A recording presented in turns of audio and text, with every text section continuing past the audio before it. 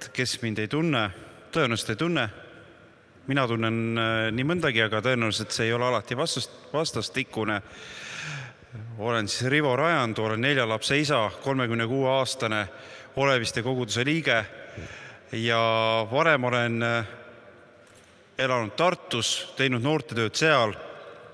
5,5 aastat olin Tartu Golgata koguduses noortejuht ja teinud ka noorte alfat, nii et ma ei ole päris nagu kukkunud võõrasse kohta. Aga tänane teema, see on tegelikult raske teema, see on raskekujuline teema, kuna kurjusega puutuvad kokku absoluutselt kõik inimesed. Ja tänane teema on, kuidas vastu panna kurjale. Ja ma usun, et teile endil on juba mingisuguseid kogemusi, ennem kui inimesed üldse usuga kokku puutuvad nad siiski kokku kurjusega. Kõik inimesed on kurjusega kokku puutunud. Ja sellest tulenevalt on väga palju küsimusi. Kui ma olen inimestega rääkinud, kas tänaval või mujal, kes ei usu Jumalat, siis nende põhiküsimus on siiski see, et kui Jumal on hea, siis miks nii palju kurja maailmas on? Aga selles küsimuses puudub üks nähtus, millele ma tahaksin nagu natukene keskenduda. Nimelt, kurjus sellisel kujul, nagu inimesed seda maailmas kogevad, ei lähtu Jumalast. See on selline esimene eeldus, mille kaudu me hakkame üldse selle raske probleemi olemust mõistma. Siin on küsimus, et kas uskuda kuradi olemasolusse, kas uskuda. Üldiselt kas-küsimused ei ole head küsimused, nendel on sellised tihtilugu lihtsakoelised vastused. Aga kuradi olemasolu on nii-öelda piibellik. Selles mõttes, et piibel on raamat, mis räägib sellest, et kurat on, et on aktiivne, isikuline kurjuse jõud, mis tegutseb terve inimkonna vastu. Või kes tegutseb, oleks isegi õigem öelda. Noortel tegelikult oleks päris kerge uskuda kuradi olemasolusse, sellepärast, et nad on kurja kogenud. Nad on masendust kogenud. Nad on kogenud ka sellist masendust või depressiooni, mille nagu ei olegi mingisugust muud põhjust. Nagu lihtsalt kehv on olla, kuskilt see nagu tuleb, miski rõhub maha. Ja seda on noored kogenud. On kogetud ülgamist, on kogetud ülekohut. Samas on ka nagu selliseid vastuargumente, et see on nagu selline vanaaja jutt või vanaemade jutt, et näed, seal on üks keegi olend, kes siis ühesõnaga kogu kurja taga samamoodi takistab kuradi küsimusele vabalt lähenemast ka nii-öelda karikatuurne pilt temast, mille nagu masskultuur on loonud, et Saba ja Sarvede tegelane kas siis kusagilt koomiksitest või filmidest või komöödiatest, kus siis kujutatakse ja portreteeritakse kuradit nagu sellise ohutu ja komöödialaadse tegelasena, aga ta ei ole seda. Ja mingis mõttes me võime öelda, et ta on nagu sellise karikatuurse kujutuse taga. Kuradil on äärmiselt mugav olla nagu varjatud, tegutseda varjatult. Piibel räägib temast. Üks kirjakoht Vanast Testamendist, Hiobi raamatust, Hiob 1:6 ja järgnev. Ent ühel päeval, kui Jumala lapsed tulid ja seisid Issanda ees, tuli ka saatan nende sekka. Ja Issand küsis saatanalt, kust sa tuled? Ja saatan vastas Issandale ning ütles, maad mööda hulkumast ja rändamast. Esimese ajaraamatu 21:1. Aga saatan tõusis Iisraeli vastu ja kehutas Taavetit, et ta Iisraeli ära loeks.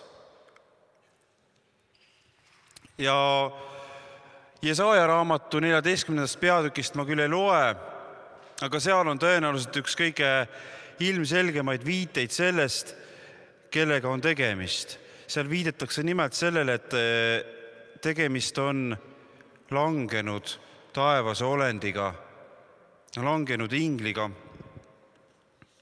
Ühesõnaga, kes on tahtnud ennast tõsta üle teiste samas staatuses olevate olendite ja teha ennast kõige kõrgema sarnaseks.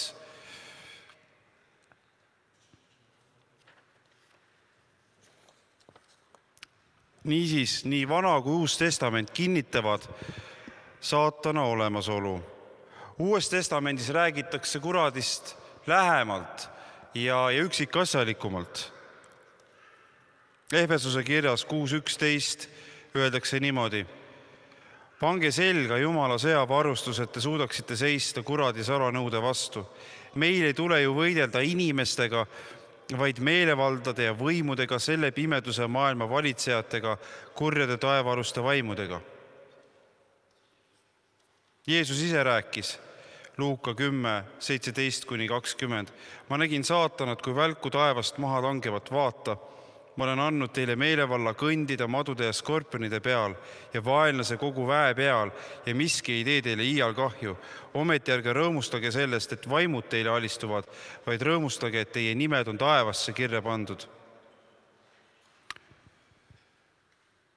Kristlik kogemus kinnitab saatana olemasolu. See on olnud iseenesest mõistetav alates algusest. Üldiselt on saatanaga selline lugu, et ta on langenud olend, ta on võimas olend, aga tal siiski ei ole jõudu ülemäära palju. Tal ei ole seda raisata. Ta ei ole Jumalaga võrdne olend või võrdne, võrdväärne nagu vastaline. Ta on vastaline, aga ta on määratult väiksem ja tal on määratult vähem jõudu, mistõttu ta ka ei raiska oma jõuvarusid. Ja sellepärast ta ei sõdi väga palju nende inimeste vastu, kes on juba tal nagu peos või käes.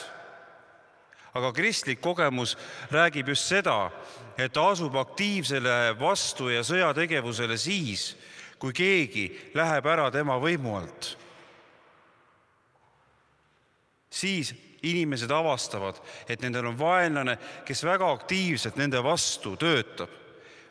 Ja kasutades selleks kõiki vahendeid, mis siin maailmas on, kaasinimesi, lähedasi. Üks selline üldine kogemus on selline, see on pöördumiskogemustest ka üldine, seda esineb Eestis, mujal maailmas veel rohkem, et kui inimene saab Jumala omaks, sünnib ülalt, saab Kristuse omaks, siis tema lähedasemad, kõige lähedasemad inimesed võivad pöörduda tema vastu. Mujal maailmas esineb ka seda, et heidetakse näiteks perekonnast või kogukonnast täiesti välja. Ja selle taga on kurat ja tema väehulgad, kes seda teostavad. Olen kuulnud ka Eestis selliseid lugusid just noorte hulgast, kus inimesed tulid usule ja nende vanemad ütlesid, et ma ei anna sulle pärandit. Maja sa ei saa. Või siis ühel minu sõbral oli niimoodi, et tal oli ateistist isa, ta tuli usule ja tema isa ütles talle niimoodi, et vaata, kuidas ise hakkama saad, ma ei anna sulle isegi kooliraha. Ja see isa ei olnud vaene isa. See isa oli ettevõtja, kes sõidab ringi elektriautodega, kellel on Porsche Cayenne Turbo ja sellised autod, eks ole, kes teeb hobustega äri ja selles äris liiguvad väga suured rahad. Ja ta ütles, et vaata, kuidas ise saad oma tütrele. Ma ei anna sulle mitte midagi. Ma ei maksa su õppemakse, ma ei maksa su ühika kohta mitte midagi. Vaata, kuidas ise saad. Aga see inimene selles mõttes oli ustav ja ta jäi püsima. Niisiis, see on üldine kristlik kogemus, mis kinnitab, et see nii on. Kaine mõistus kinnitab seda. Ükskõik, kellega ma räägin, inimesed küsivad, et see ei ole loogiline, et see kurjus niimoodi on.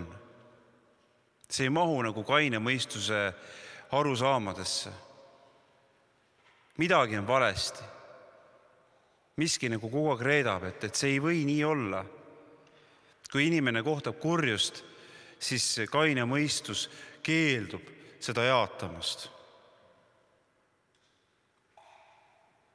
Ükskõik kuidas moodi me selle lähenema, sellel tekib nagu kaine mõistusega konflikt. Samamoodi kaine mõistus jaatab fakte, mis maailmas toimuvad. Kui me teeme lahti ükskõik millise uudiste kanali, näiteks täna õhtul, siis hakkab täpselt tulema see loetelu, nagu Jeesus ütles, te näete sõnumeid sõjast, näljast, vaesusest, kõigest sellest nagu langus annab ennast kohe märku. Või sa teed televiisori lahti mõnel teisel kanalil, paned sinna, vaatad mõni filmireklaam, süngus, mõrvad, vägistamised, maniakaalsus, kõik see massimeedia põhiosa kuulutab kuradi tegusid ja ülistab neid. Pole vaja kaugele vaadata. Ja kaine mõistus annab sellele hinnangu. See on oma olemuselt kuri, see on oma olemuselt inimese vaenulik. Ja jõuamegi selle juurde lähemalt. Saatana eesmärk on hävitada inimolendid. Johannese 10:10 ütleb, et ta on tulnud tapma, varastama ja hukkama. Jeesus ütleb, et ta on olnud inimese tappe või mõrtsukas algusest peale. Inimese loomine on olnud languse ja ka langusest väljumise lool keskne asi. Jumal on loonud inimese eesmärgiga teha lõpp kurjusele. Ja selle eesmärgi nimi on Jeesus Kristus. Ja sellepärast on saatan torpedeerinud inimkonda kogu inimkonna eksisteerimise aja algusest saadik. Inimesed loodi surematute olenditena ja saatan oli see, kes eksitas inimest, mille läbi inimesed said surelikuks. Öeldakse, et surm ja surmavald alluvad kuradile. See on tema võimuala ja ta kasutab seda inimkonna vastu. Apostel Paulus ütleb ühes kohas niimoodi, et surm on valitsenud kuningana kõikide inimeste üle. Ja kui me nüüd vaatame korraks eelmise slaidi viimast sõna kaine mõistus, siis kaine mõistus ütleb, et see nii on. Kõik inimesed, ükskõik kes nad on, ükskõik kui kõrgelt nad on lennanud siin maailmas, neil tuleb ükskord nagu sellele alla vanduda. Ja see on saatana tegevuse tagajärg. Saatan, kui ta inimesele läheneb, keskendub keelule. Eedeni aias ta rääkis, Jumal oli andnud inimesele ühe keelu ja väga laia loa. Jumal ütles niimoodi, et te võite kõikidest rohuaia puudest süüa, aga puust, mis on aia keskel, päeval, mil te sellest sööte, peate te surema. Ainult üks keeld oli. Saatan keskenes sellele, võimendas seda ja valetas sinna juurde, et ütles, kas Jumal on teil keelanud süüa kõigist puudest? Ja niimoodi ta keskeneb keelule. Öeldakse, et keelatud vili on magus. Apostel Paulus ütleb ühes kohas niimoodi Rooma kirjas, et ma ei oleks midagi teadnud üleastumisest, aga kui tuli käsk, tuli keeld, siis see nagu äratas minus himud, mille tõttu ma hakkasin nendele nagu alla jääma. Ühesõnaga rõhumine keeldudele teeb inimese nõrgaks või võtab nagu ära inimeselt vastupanu võime kurjusele. See on huvitav, aga see kuidagi niimoodi käib ja kehtib. Et kui inimene keelule hakkab liiga palju mõtlema, siis tal tekib tõsine kiusatus ka sellele keelule alla jääda ja kiusatusele vastu mitte seista. Karistuse salgamine. Jeesus ütleb kuradi kohta niimoodi, et ta on valetaja ja vale isa. Valetaja ja vale isa. Kui karistuse salgamisest on juttu, siis me ei saa mööda sellest, et tegemist on valega. Jumal ütleb oma sõnas, et patu palk on surm. Kui inimene teeb pattu, siis ta vastutab. Ja ta vastutab tegelikult oma terve eluga. Ja saatan, tema rõhub inimesele sellega, et ei, mingisugust karistust ei ole olemas, Jumalat ei ole olemas, õiglust ei ole olemas, mitte midagi ei juhtu. Ta ütles Eedeni aias Eevale, te ei sure mitte. Ja siin oli tegemist juba otsese valega. Ja ta seda valet levitab järjest ja järjest igasse uute põlvkonda, mis tähendab seda, et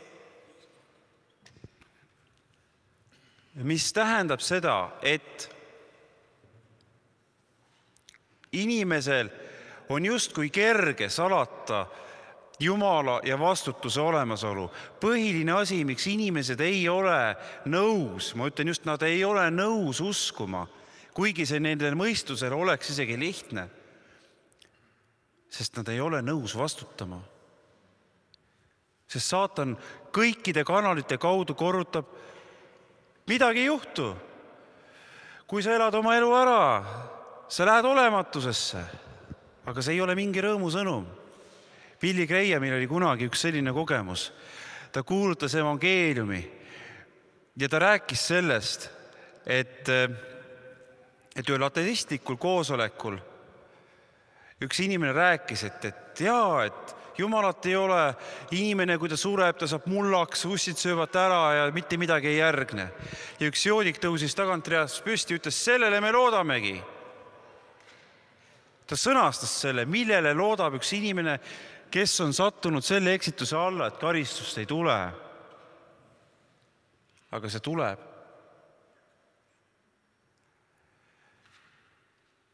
Kui inimene ei võta vastu lunastust, rõõmusõnum ongi see, et karistusest on väljapääs.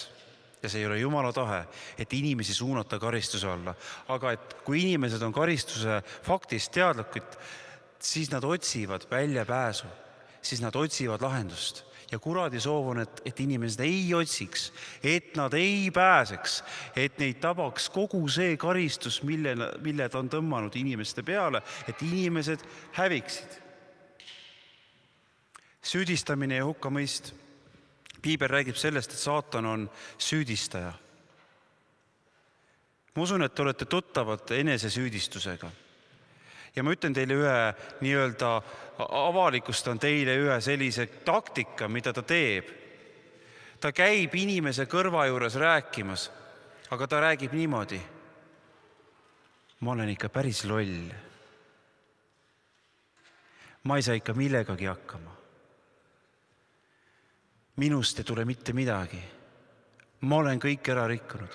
Ta räägib mina vormis. Pange tähele, kui te tabavad sellised mõtteid. Ma usun, et teil ei ole need mõtted võõrad. Kui te tabavad sellised mõtted, kuulake seda mõtet uuesti. Mõelge järele, pange pidurit ja öelge, ma ei lase endale selle koha peal valetada, ma ei võta seda valet vastu, ma ei lapsenda seda võõrkeha. Tegelikult on niimoodi. Sa oled loll, sa ei suuda midagi. Sa oled värdjas ja nii edasi ja nii edasi. Tõmmata inimene maha. Inimene arvab, et ta ise mõtleb seda, aga need on võõrmõtted, need lükake tagasi. Süüdistamine ja hukkamõist.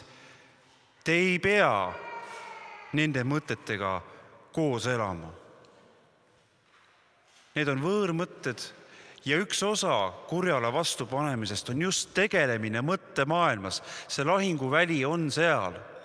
See on vaimne asi, nagu me lugesime, et me ei võitle liha ja verega, vaid võitleme kurjade taevaaluste vaimudega ja nende pealikuga, kelleks on kurat. Seega me vajame selliseid relvi, mis ei ole lihtsalt nagu lihtsakoelised. Need on mõttemaailmas. Ma kohe lõpetan ja te hakkate kuulma nendest relvadest, millest räägib järgmine kõneleja, kelleks on Ivi.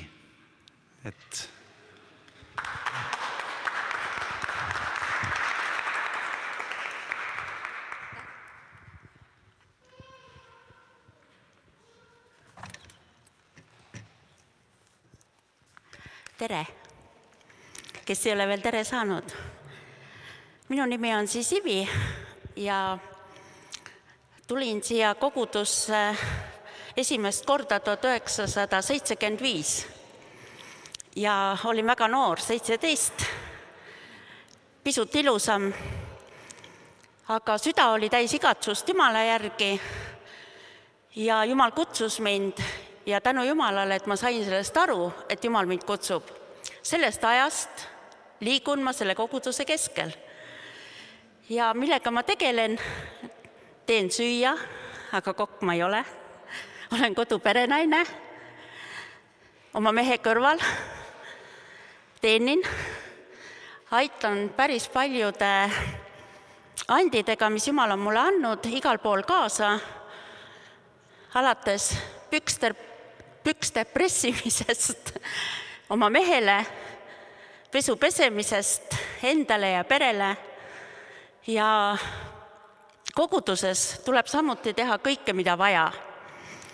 Palvetan inimestega, kes on haiged, kes soovivad püha vaimuga saada ristitud, kes soovivad terveks saada, kuulutan Jumala sõna, mõnikord koristan. Täna olen siin. Minu tutvustus lühidalt. Nii, kuradi taktika on lõppenud ja nüüd me kuuleme meie positsioonist.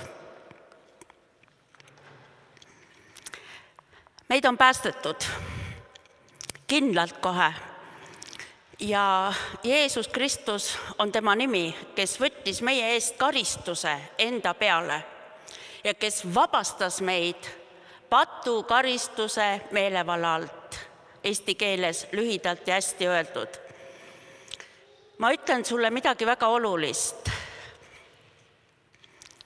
Uuri kindlasti lunastuse tööd piiblist nii kaua, kuni sulle jõuab kohale, mis seal juhtus. Miks pidi Jeesus ristil surema ja mis juhtus minu heaks ja mida ma pean veel teadma, mida ma täna ei tea. Kui ma olin noor 17, siis ma tabasin ära, et on vanemaid inimesi, kellel on eluküpsust ja palju suurem piibli tundmine kui minul endal.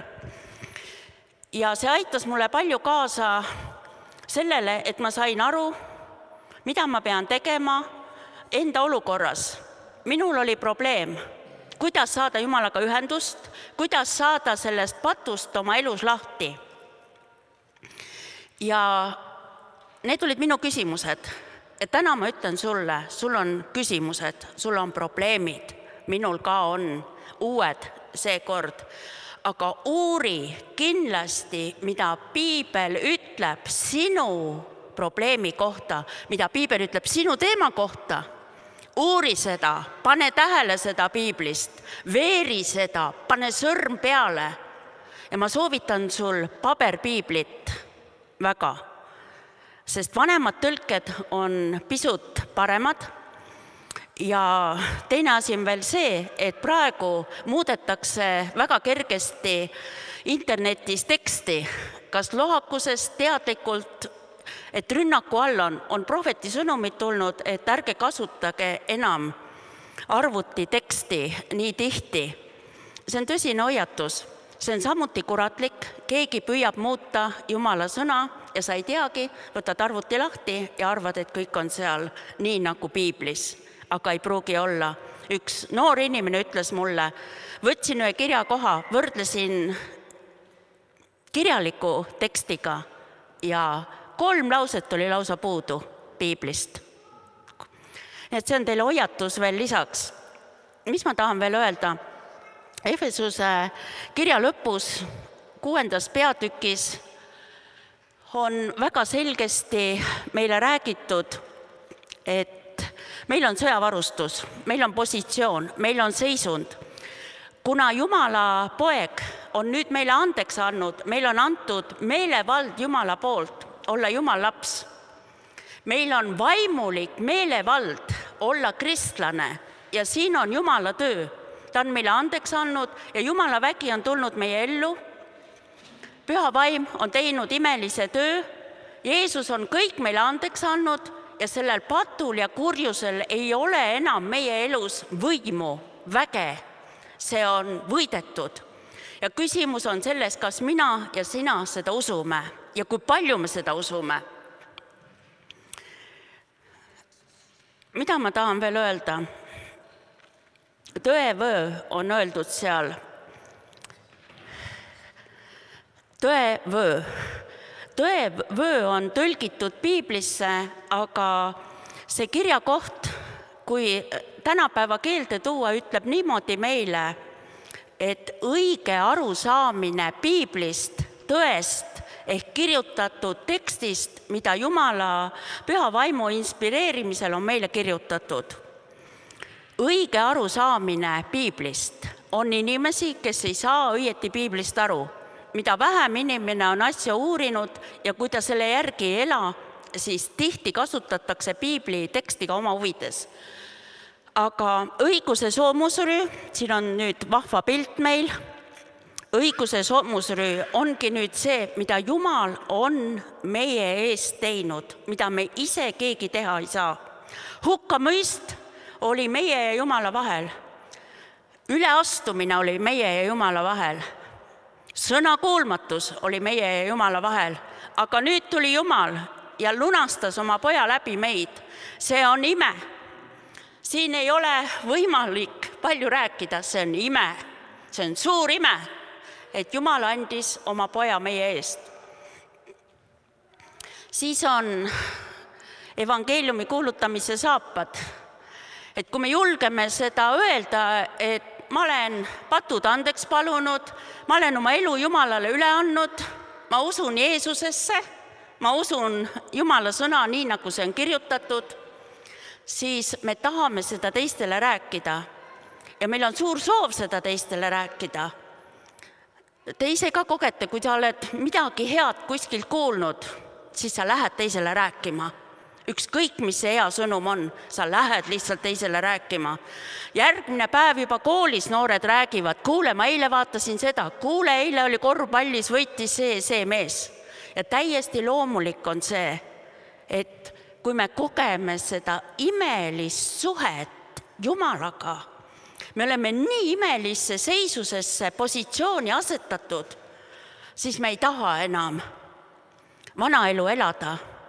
Need rünnakud, mis tulevad meie mõistuse vastu, need on ära võidetud. Jumal paneb kaitse meile peale, meil on jõud Jumala käest valvata oma mõttemaailma.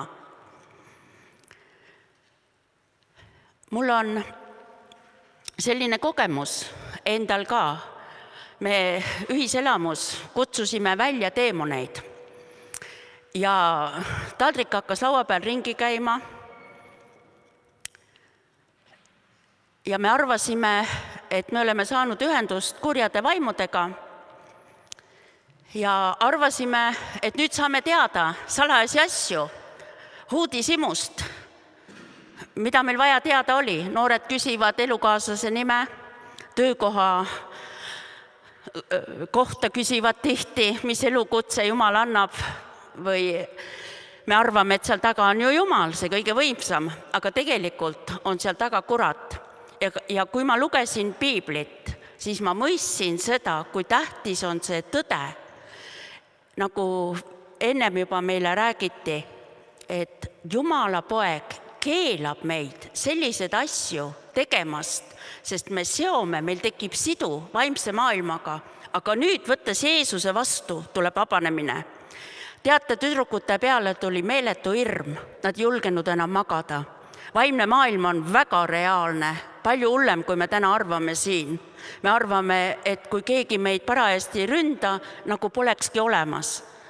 Aga issand ütleb, et kui me jääme kindlaks ja usume, et see sama Jeesus, kes meid nüüd päästis, kaitseb meid, et meid on tema kuradi meelevalla alt vabaks ostetud, patu meelevalla alt vabaks ostetud, siis sa hakkad laulma ülistuslaulu, kiidulaulu ja Veljo ei laula enam üksi. Tänu Jumalale, au Jumalale selle eest, kiitus Jumalale. Mis ma veel tahan öelda?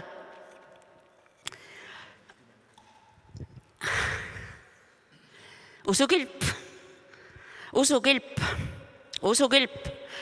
Millal me seda vajame? Iga päev, kogu aeg, öösel ja päeval. Praegu on sellised olukorrad, et kristlasi vihatakse rohkem, kui me arvame. Ja mina olen üks sellisest perest, kus minu isa vihkas kristlust ja kristlaseks olemist ja jättis mind ka pärandusest ilma. Aga 89-aastaselt võttis Jeesuse vastu, tänu Jumalale. Palvetasin ta eest.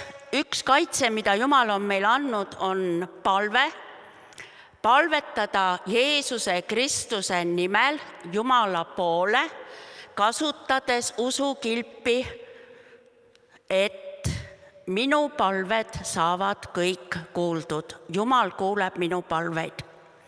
Sa võid olla alles esimest päeva kristlane, Jumal juba kuuleb sinu palveid. Sa oled kutsutud lausa palvetama, sest Jeesus hakkab peale. Uue testamendi algus on kohe niimoodi, et kes palub, see saab. Kes otsib, see leiab. Kes koputab, sellele avatakse. Tänu Jumalale selle eest. Mul on natuke raske rääkida, siin on nii pime, et ma üldse teie silmi ei näe. Vaatan teie otsa, ainult käed lehvitavad, aitäh teile, suur tänu, väga vabandan. Aga mind te näete hästi. Kui sind rünnatakse, ma loodan praegu, et siin ei ole nõrga närvilisi, aga kui sind rünnatakse, mida sa teed? Kas oled kindel, et sul on usukilp? Oled sa kindel? Lihtne on siin soojas toas, aga mind rünnati, kui ma läksin koju. Maniak mürtsukas tuli selja tagant, tahtis tappa, kägistada ja vägistada selja tagant. Jooksis järgi meesterahvas, nahkhinnastega, peksis pähe. Ja siis Jumala vaim minu sees, sinu sees on nüüd Jumala vaim, kui sa oled Jeesuse vastu võtnud. Sa oled väga suures ohus, kui sa ei ole Jeesust vastu võtnud, siis su sees ei ole Jumala vaimu. Aga kui sa oled Jeesuse vastu võtnud, siis Jumala vaim ütles saatana vaimule, Jeesuse Kristuse nimi ja veri kaitseb sind. Ja 5 sõna, Jeesuse Kristuse nimel, tagane saatan. Tuli üleloomulikult mu suust. Ma olin maha kukkunud. Ma mõtlesin, et nüüd ma suren ja lähen taevasse. Ma olin nii rõõmus. Ja teadsin, et nüüd kohe kaob mu mõistus ära. Aga Jumal tahtis teistmoodi. Tema tahtis, et täna teile räägin seda, mida Jumal tegi. Halleluuja, halleluuja. See on usukilp. Kaitseb meid. See on päästekiiver, et meie mõistus on kaitstud. Ma ütlen, kui oleksin mina tavaline inimene olnud, ma oleksin hulluks läinud selles olukorras. Sa oled olukorras, kus sul on elu või surm ja sa ei tea. Ja sa ei taha kaotada oma puhtust, sa ei taha nii armetult surra ja midagi teha ei saa, hüüad appi. Ja siis tuleb Jumala vägi, tuleb Jumala vaim, püha vaim, üleloomulikult võttis mu suu ja seisis minu eest. See on midagi enamat, kui politseinik läheb auto ette ja tõstab oma saua ja 1000-tonnised autod jäävad seisma. See on rohkem meelevald. Elu on kaitstud. Halleluuja. Halleluuja. See on tõsi, mis ma räägin. Mida ma veel ütleksin teile? Kuidas? Räägi see lõpuni, mis juhtus selle mehega? Jaa, selle mehega juhtus see, et ta karjatas hirmust. Pühakiri ütleb, et saatan põgeneb kabu hirmus, kui meie usume Jeesuse Kristuse nimesse ja usume, et Jumala poeg on kõik meie eest teinud. Kaitseb meid oma elu, oma surma läbi, uussünni läbi. Karjatas, jooksis metsa, ta rasked hoobid, ta niimoodi peksis, sama aeg ma olin juba asfaldi peal maas ja ta oli mul juba mantli lahti tõmmanud ja kingad olid jalast ära kukkunud. Ma hakkasin vastu, kui see on huvitav, ma räägin, julgete pärast koju minna. Ma tahtsin küüned sisse panna, naised tahavad küüned sisse panna, kui on rünnak. Aga Jumala vaim ütles nii selgesti, ära tee seda. Ära võta inimlikud relvad kasutusele. Ja siis ma kogesin, et ma olen vaba. Ta kabuhirmus jooksis metsa ja ma olin vaba. Ma jäin puhtaks, ma jäin terveks. Ma panin oma mantli ilusti selga, vaatasin, kõik on mul terve ja ma annan selle eest Jumalale au koos teiega. Jah, 5 sõna Jeesuse Kristuse nimel tagane saatan. Ja see tuli üleloomulikult, nagu võõrad keeled tulevad meie suust, kes te olete kauem usus olnud, täiesti üleloomulikult. Ma ei rääkinud sel ajal veel pühavaimu keeli. See oli minu jaoks väga suur ime ja ma kuulsin vaimu häält, kuradi häält ja kuulsin püha vaimu häält, kes ütles, et Jeesuse veri kaitseb mind. Sellist asja ei juhtu meie kõigiga, aga see on kindel märk, kuidas Jumal kaitseb meid, päästekiiver, vaimumöök, usukilp. Et siin on ka vägev, see pilt nüüd on võrdkuju, aga meie ei kasuta, me ei hakka kasutama inimlikke relvasi. Praegu on niimoodi, et me teame, et moslemid ründavad kristlasi ja moslemid ütlevad, et 5-aastase poisi relv laseb täpselt sama hästi, kui see on 25-aastase käes. Olete kuulnud seda?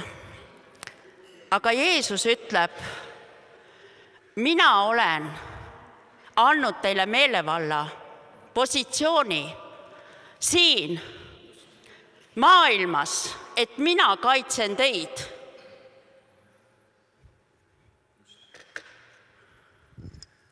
Ära looda nende vahendite peale, ära mängi nendega. See on ohtlik. See ei mõju vaimses maailmas. Vaimses maailmas on teised reeglid.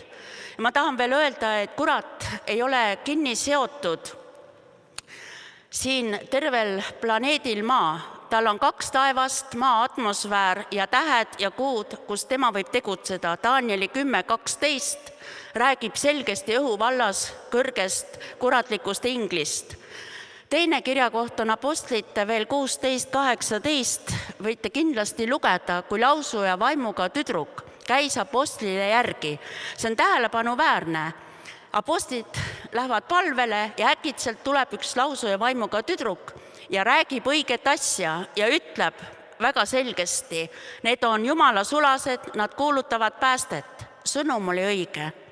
Aga pühakiri ütleb, et Pauluse hing oli haige ja ta tundis oma vaimus, et see on vale asi, et seal taga on mingi täiesti suur eksitus. Ja Jumala vaimu käest, püha vaimu käest sai ta mitte kohe, vaid hulga aega läks, väga mitu päeva. Ta käis ja rääkis, see tüdruk, see oli orjatar ja tõi oma isandale selle eest suurt kasu, et isand sai selle teave pealt kogu aeg raha. Isand sai ju raha. Ja see oligi eesmärk, miks ta hoidis seda tüdrukut, aga tüdruk teadis üleloomulikult asju, mida tavaline inimene ei tea. Ja Paulus ajab selle kurja vaimu tema seest välja. Saab Jumala käest ilmutuse, mida teha ja ajab välja. Ja ütleb samuti Jeesuse Kristuse nimel, mine välja. Nii et ma kinnitan seda Jumala sõnaga.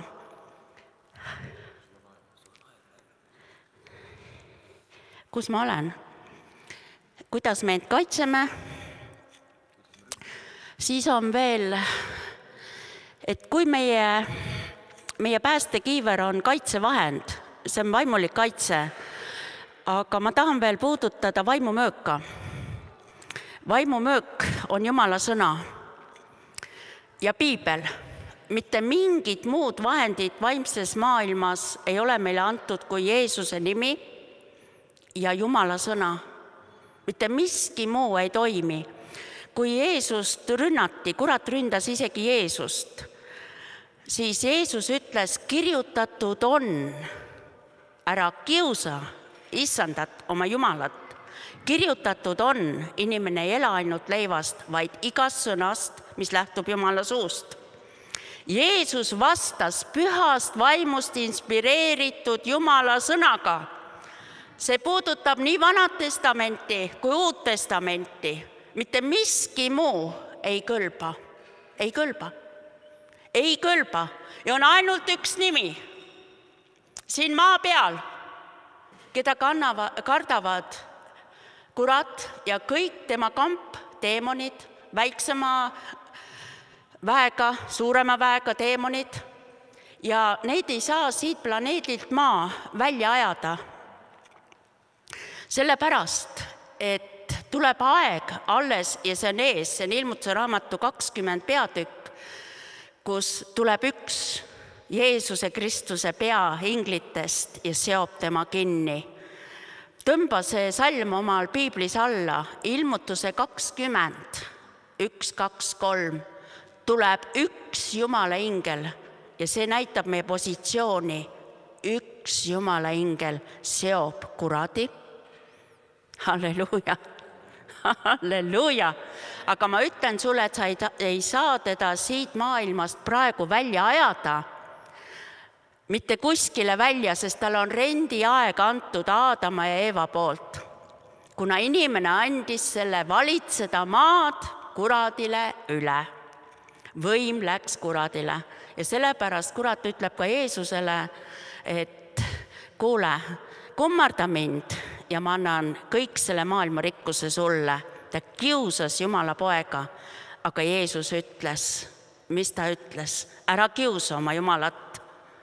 Mul on palju sulle veel öelda. Nii et me peame mõistma seda, et võitlus on väga tõsine. Et me ei saa kuradit siit planeet maa pealt välja ajada, me saame vahi alla võtta, me saame eestpalvete kaudu, kui me oleme ennast varustanud kõige sellega, mis siin kirjas on. See on Efeso kirja lõpus, te peate süvenema sellesse, praktiseerima seda. Kui meie ei praktiseeri seda, ei palveta, ei loe Jumala sõna, Jumala sõna teeb meie vaimu tugevaks. Jumala sõnas on vägi, mis vabastab meid nendest sõltuvustest, sidumistest. Sa loed Jumala sõna ja sa koged, äkki sa oled vaba. Halleluuja. Mina kogesin seda. Ma lugesin piiblit ja ma kogesin, ma olen vaba. Ma ei ole enam mõjutatud vaenlase poolt, sest Jumal andis mulle teada tõde. Ja lõplik otsus tuleb siis hiljem, kui Jeesus tuleb tagasi siia maa peale, siis seotakse saatan. Ja see on meile tuleviku suhtes päästelootus, tohutu lootus, päästekiiver on vana aja siis väljendus selle kohta, et kuna kuradi ründeobjekt me kuulsime, on alati meie mõistus, meie mõtted, siis Jeesus Kristus on nüüd see, kes täiesti oma vaimu ja oma sõnaga uued mõtted, uued tahtmised. Ja Jumal tahab, et me mõtleksime pidevalt usumõtteid ja palvetaksime pidevalt usupalveid. Räägiksime pidevalt ususõnu. Siis sa võid kogeda seda täit vabadust, et sul on kaitse peal. Sa lähed, kuhu sa lähed, püha vaim on sinu sees ja sa koged, sa oled kaitstud, sa oled hoitud, kas sind rünnatakse või ei rünnata, Jumal teab seda ja need kiusatused, mis meile tulevad, need ei ole mitte patud. Kui me kiusatusele järgi anname, siis me teeme pattu. Mul ka töö juures pakuti alkoholi ja napsu ja siis öeldakse, et mis see sulle teeb? See ei tee ju sulle midagi, kui sa natuke võtavad. Ja siis nad on nii kavalad, panevad kommi sisse veel konjaki ja magusa likööri panevad sinna sisse ja siis sa pead ütlema nii, nagu Jeesus ütles. Ma ei võta, ma ei taha. tuleb üks võitutei öelda. Võitutei tähendab seda, et koos püha vaimuga tegutseme. Püha vaim ja võitmine on alati nagu sünanoomid või üksteisega koos. Ei, et sul on kohustus Jumala poolt öelda ei, aitäh, ei. Halleluuja, halleluuja. Kurat võib sulle öelda, tapa ära. Paljud noored kannatavad selle all, kuna on perevägivald. Tapa ära. Üks hetk ja kõik on korras. Jumal ütleb sulle, ära mine lõksu, see on surmatee. Su hing ei sure ära, su vaim ei sure ära. Jumal on sind niimoodi loonud. Sa ei saa ära surra, sa kaotad ainult ihu. Ja siis sa lähed 3. taevasse või päris põrgusse, nii kuidas olukord parajasti on. Jumal hoiatab meid täna. Võib-olla täna on sul kõik kenasti, aga ühel päeval sa koged, elu on nii raske, ma tapan ennast ära. Issand ütleb sulle, ütle Jeesuse Kristuse nimel ei, võitud ei. Ja mina ütlen tihti, kui ma olen raskustes, Jeesus, sellepärast sa surid, et mina saaksin vabaks, et ma tuleksin läbi nendest raskustest. Ma väga tihti ütlen seda, kui mul on raske. Jeesus, sellepärast sina tulid, et päästa mind. Perevägivald, ema ei mõista mind, koolis on vägivald. Jeesuse nimel ütle väga julgesti. Mina usun, et Jumal toob mind sellest läbi. Jeesus päästab sind. Jeesus päästis mind. Ma tänan, Velju andis mulle lisaaega. Suur tänu teile kuulamast. Palve on nüüd ka nii võimas relv. Te uurige kindlasti 1. Korintuse 14 kirja. Velju teil palvetab siin püha vaimu keeltes ja paljud teised, kui te kirikus käites, te kuulete, laulavad aga pühakiri ütleb, et kõik on sinule ka, et püüa rohkesti saada Jumala armu ande, see aitab sind vaimulikult saada tugevaks, laadida sind vaimulikult. Su vaim saab tugevaks, su hinge elu saab nii tugevaks, et sa ei anna enam järgi. Kui meie hing, mõtted, tunded saavad tugevaks, siis keegi ei saa meist jagu. Et palvetame siis, nüüd on aeg, Veljo juhib siin. Isa, ma tänan sind Jeesuse kallil nimel, et ma olen täna siin selles paigas. Ma tänan iga üksiku eest, kes on tulnud. Ma tänan, et sinu sõna teeb head tööd meie südametes. Ma tänan, et iga tunnistus kinnitab meie usku. Ja ma tänan, issand, et sina õpetad meid kõiki paluma. Pühakiri ütleb, et iga üks, kes palub, see saab. Ka kõige ühepäevasem kristlane, kes on kõige noorem veel. Ma õnnistan praegu, et iga üks võiks avatud südamega jääda Kristus, sinuga käima, sinuga elama, ega müüks oma kallist hinge maha tühjade asjade eest, issand. Ja pühakiri ütleb, sa õnnistad rohkesti igat ühte, kes ei armasta enam oma vana eluviisi, vaid tahab Kristus sinuga käia ja sinule järgneda. Ja me täname sind, et sinu püha vaim täidab iga päev uuesti taevaliku jõuga, et sa annad julguse, issand, isegi tüdrukutele, et nad ei karda koolivägivalda, pilkamist, naeru, põlgamist, issand, ja ka isist, kui nad juhtuvad ründama siin ja seal kristlasi. Sa annad julguse ja meelevalla ja väe oma nime läbi. Me täname sind, austame sind selle eest. Me täname tänase õhtu eest. Suur tänu sulle, Isa taevas. Ja sinu rahu jääb meid kaitsma, sinu rahu jääb meid hoidma. Ja ma väga tänan, et su sõna avaneb meile. Ma tänan, sa avad oma sõna. Pühakiri ütleb, sa ilmutad seda meile, et iga üks mõistab, kui tähtis on tõevöö, õiguse soomusrüü, evangeeliumi kuulutamine, usukilp, päästekiiver ja vaimumöök. Eriti vaimumöök, millega me võime rünnata, kui sina annad meil rünnata Jeesuse nime läbi. Issand, kus on kurjus, me võime rünnata, vahi alla võtta. Tänu sulle, halleluuja, halleluuja, kiitus sulle, issand, austus sulle, aamen.